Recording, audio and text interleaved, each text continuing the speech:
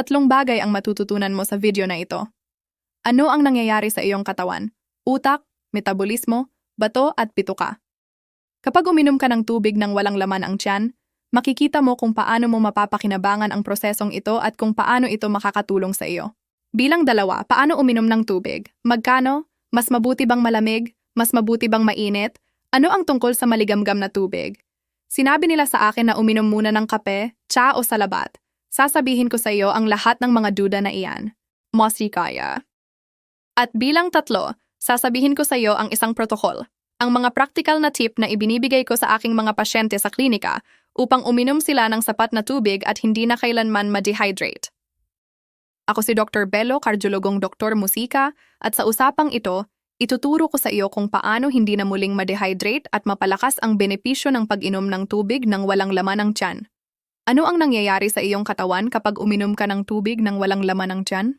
Kapag gumising ka, literal na tuyo ka. Nakita mo ba na madilim ang iyong ihi? Iyon ay dahil ang iyong bato ay nagtatrabaho ng buong musika bilis. Nag-iipon ng tubig dahil natulog ka ng 7 oras. Nakita mo ba na may brain fog ka, pagod, pagkahapo at maging masamang hininga? Iyon ay dahil ikaw ay dehydrated. Pero may mga bagay na hindi mo nakikita at mas seryoso. Kapag gumising ka, dehydrated ka, mas malapot ang dugo mo, at mas madaling mamuo. Tinatawag ito ng mga doktor na elegante na pagtaas ng plasma osmolarity. Mas gusto kong sabihin na malapot na dugo na namumuo. Kaya, ano ang dapat nating gawin? Uminom ng tubig nang walang laman ang tiyan. Isipin mo na 7 o 8 oras kang natulog. Alam mo na ang katawan mo ay nagkukumpuni, naglilinis at nag-aalis ng mga toxin, pero ang hindi mo alam ay gumagamit ito ng maraming tubig sa gabi sa paghinga, paggawa ng ihi, gastric juices, paglilinis, kaya tuyo ito. Kaya may brain fog ka, sakit ng ulo, pagod at hindi ito kakulangan ng kape. Ngayon ituturo ko sa iyo kung paano gamitin ng tama ang kape, pero hindi kakulangan ng kape, kakulangan ito ng tubig. Ngayon pakinggan ang mga benepisyo na makukuha mo agad kapag uminom ng tubig nang walang laman ang tiyan simula sa iyong bituka. Ang bituka, kapag uminom ka ng tubig nang walang laman ang tiyan, biglang ginagabayan. Magsisimula itong gumalaw, mag-lubricate at mag-distend dahil darating ang 1 o 2 baso ng tubig. Ano ang mangyayari? Magiging lubricated ang iyong dumi. Magsisimulang gumalaw ang iyong bituka. Marami sa aking mga pasyente at ito ay suportado ng agham. Nagpapakita ng pagbuti sa kanilang pagdumi sa pamamagitan lamang ng maliit na gawaing ito at nilalabanan ang kanilang constipation. Bilang dalawa, ang mga bato ay nagtatrabaho ng buong bilis. Walang tubig, hindi maalis ang mga toxin o kailangang mag-concentrate ng husto. Kaya amoy at madilim ang iyong ihi sa umaga. Kapag uminom ka ng tubig nang walang laman ang tiyan, darating ang malaking dami at ito ay mag-lubricate. Papayagan nitong alisin ang urea, toxin, sodium, potassium at mas balansehin ang mga ito. Tip: hindi ka magkakaroon ng maliliit na bato sa bato o mga batong sobrang masakit dahil matutunaw ito ng tubig. Uminom ng tubig nang walang laman ang tiyan, pero pati buong araw. Agad ko ito sasabihin. Bilang 3, ang iyong utak. Ang utak ay lubhang sensitibo sa kakulangan ng tubig. Isang 1% o 2% dehydration ay nagdudulot ng pagbabago sa iyong mood. Magiging irritable ka, magkakaroon ka ng brain fog, pagod, hindi ka makakapokus. Bukod dito, tandaan na ang paggising ay stress sa katawan at ang pagiging dehydrated ay nagdoble ng stress. Kapag uminom ka ng tubig, mabilis itong papasok sa bituka at makakarating sa utak. At paniwalaan mo, subukan mo bukas mismo. Magkakaroon ka ng mas maraming enerhiya, mas malakas ang iyong mga umaga. At bilang 4, mahalaga ito para sa mga nag-aalala sa metabolismo. Kung uminom ka ng tubig, lalo na sa room temperature o malamig, kailangang painitin ito ng katawan mo sa 337O, isang prosesong tinatawag na thermogenesis, pagbuo ng init. Ang prosesong ito ay nagpapagana sa iyong metabolismo at nagpapapagod ng calories. Mukhang napakaliit, 40, 50, pero para sa mga gustong magbawas ng timbang, mukhang kawili-wili at kakaiba. Ngayon, magkano ang tubig na kailangan mong inumin? Mas mabuti bang malamig, mainit o maligamgam? Ano kung uminom ako ng kape, Dok? Ayaw ko ng tubig. Pwede bang lagyan ng kahit ano? Simulan natin. Magkano ang tubig? Napakadali, sobrang dali. Pakinggan mo ito. Sa gabi, natutulog ka ng 7 o 8 oras. Magkano ang tubig na sa tingin mo ay nawawala? Sa pagitan ng 100 hanggang 600, 700 mm. Ano ang dapat mong gawin? Ipalit. Magkano? Sa pagitan ng 100, 500, or 600 ml. Ano ang ibig sabihin nito? Isang baso at kalahati o dalawa? Dalawang baso ng tubig ay nasa pagitan ng 450 at 500 ml. Doon nanggagaling ang kalkulasyon. Napakasimple. Bumangon ka at uminom ng tubig. Dok, pero walang uhaw, ayaw ko ng tubig. Bibigyan kita ng payo. Uminom ng tubig. Dok, umiinom ako ng malamig or mainit, alin ang mas mabuti? Depende.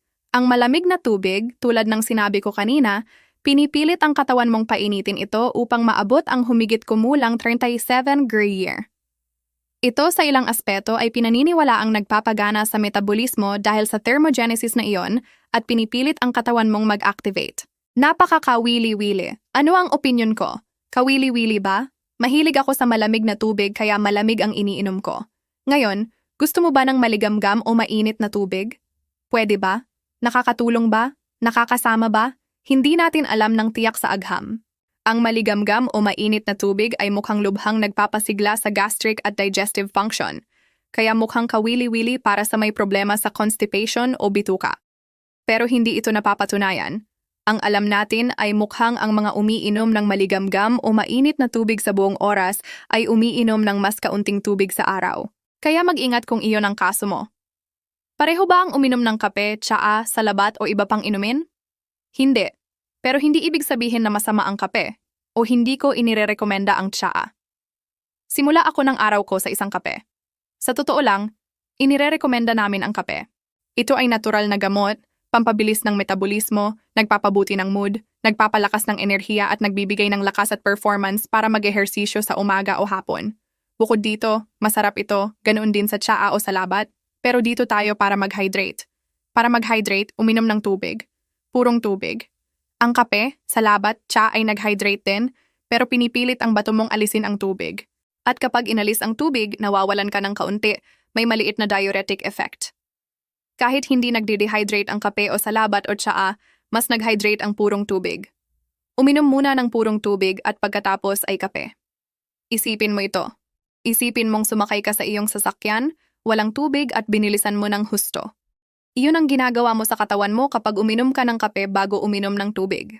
Simulan sa 1 o 2 baso ng tubig at pagkatapos ay lumipat sa kape, tsaa o salabat. Dok, ayaw ko ng tubig, parang hindi masaya. Totoo, ayaw kong uminom ng tubig lalo na sa mga dami na iminumungkahi mo. Ano ang pwede kong gawin? May isang kahangahangang prutas lagi naming inirerekomenda. Kalamansi.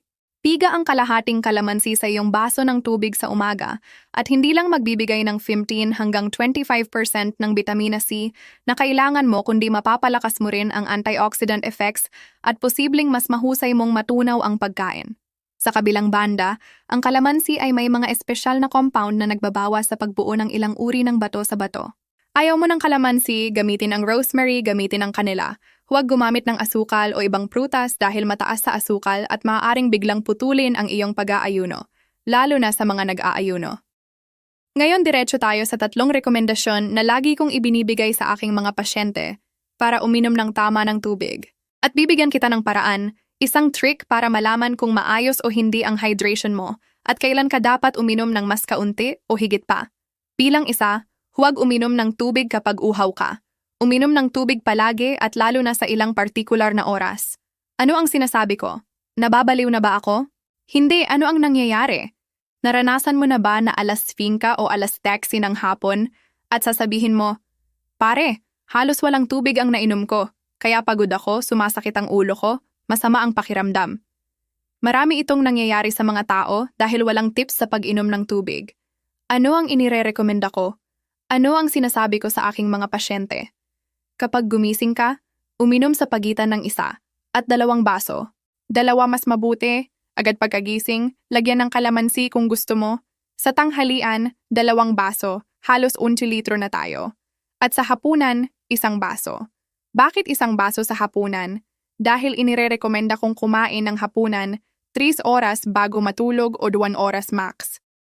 Kung maraming tubig ang ininom, madalas kang gisingin para umihi at maabala ang tulog mo. Dok, Pero doon halos hindi pa tayo nakakarating sa 1.5 litro. Nasaan ang kulang? Sa gitna ng umaga uminom sa pagitan ng 1.5 baso at kalahati. Gumising ka ng 16, 7 o uminom ng 2 baso. Sa 9 set ng umaga 1 baso, 1 baso at kalahati.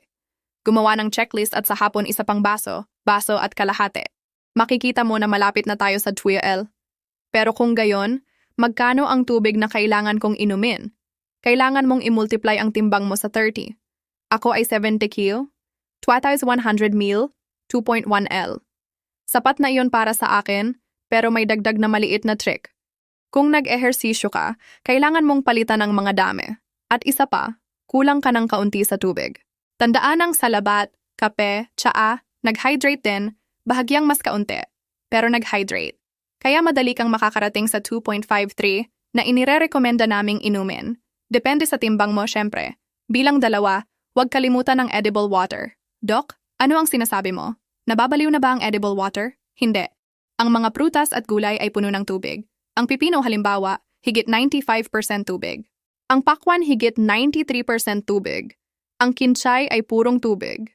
Ang peras, mansanas, ang prutas at gulay ay puno ng tubig. Samantalahin, kainin araw-araw, isama sa mga putahe mo at bukod sa fiber, bibigyan ka rin ng tubig. At bilang 3, may trick na tinatawag na extended arm trick na hindi ko ginagawa dito kaya ngayon uhaw ako, parang malapot ang bibig ko. Ang extended arm trick ay nangangahulugan na laging may bote sa abot ng braso mo para maabot mo at uminom palagi ng maliliit na higop. Ipinapakita ng mga pag-aaral na ang mga walang bote malapit sa kanila palagi ay umiinom ng mas kaunting tubig. Karaniwan, tapos ko na i-film ang video na ito at umiinom ng tubig. Oh, sige, pagkatapos nito, iinom ako ng tubig. At patuloy na ipinapaliban. Samantala, lumalapot ang dugo mo, nagpupursige ang bato mo, hindi optimal ang utak mo, iritable ka, masamang hininga, malapot na laway, pagod, magkaroon ng bote sa abot ng braso mo palagi, at makikita mong uinom ka ng mas maraming tubig. At sa wakas, paano malalaman kung sapat ang nainom ko? May ilang tips. Nagbibigay ng senyales ang katawan mo. Una ay ang ihi. Napakadali. Kapag gumising ka makikita mong madilim ang ihi mo, sobrang dilim. Hindi dapat ganoon kadilim kung maayos kang nag-hydrate buong araw, pero madilim, may amoy, nabahiran ang inodoro. Iyon ang concentrated urine. Dapat mas malinaw ang ihi mo, parang tubig na may puting kalamansi at bahagyang dilaw. Tinatawag itong amber. Iyon ang kulay ng ihi. Kung ganoon ang ihi mo, malamang maayos ang hydration mo. 2 ang dumi mo. Kung matigas, may bitak at nahihirapan kang dumumi, maaaring kulang sa fiber, pero maaari ring kulang sa tubig or sobra sa fiber. Uminom ng mas maraming tubig at dapat maging malambot na parang Play-Doh ang dumi mo, walang bitak at hindi ka dapat nahihirapan dumumi. At bilang 3, pakinggan mo ako. Ipinamamanhik ko, inire-rekomenda ko, iminumungkahi ko na uminom ka ng tubig nang walang laman ng tiyan, pero pati buong araw gamit ang mga tip na sinabi ko. Bakit? Dahil magkakaroon ka ng mas maraming enerhiya, mas magandang mood, mas kaunting masamang hininga, mas mahusay na trabaho, mas kaunting brain fog, mas mataas na konsentrasyon. Sana naging kapaki-pakinabang at impormatibo ang usapang ito para sa'yo. Ipinapadala ko ang isang malaking yakap mula sa ating lugar sa mundo.